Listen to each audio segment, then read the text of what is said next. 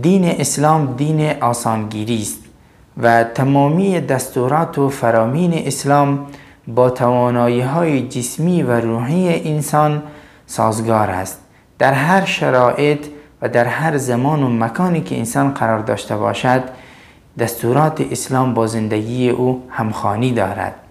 به عنوان نمونه مثلا شب‌های قدر، طبق احادیث صحیح نبوی صلی الله علیه و سلم، شب‌های قدر در شب‌های طاق دهه اخیر ماه مبارک رمضان است.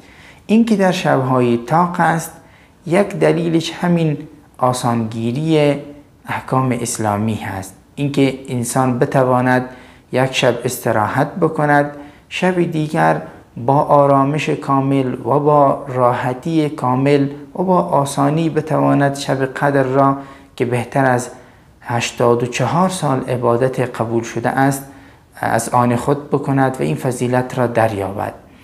و همین گونه تمامی بخش‌های دیگر احکام اسلام هم باریکی ها دارد که در آن آسانگیری و سهولت برای انسان لحاظ شده است اگر ما دقت بکنیم و با آن به دیده عمیق ببینیم.